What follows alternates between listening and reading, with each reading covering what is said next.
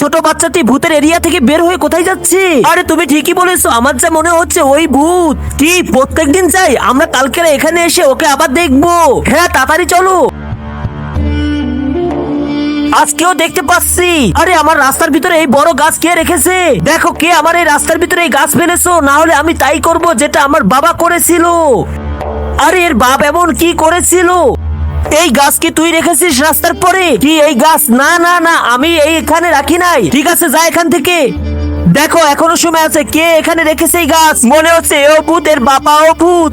আরে এই যে ছোট, আমাদেরকে মাফ করে দাও, আমরা দুইজনে এখানে রেখেছি। আচ্ছা ঠিক আছে। আরে দাঁড়াও, কি হয়েছে?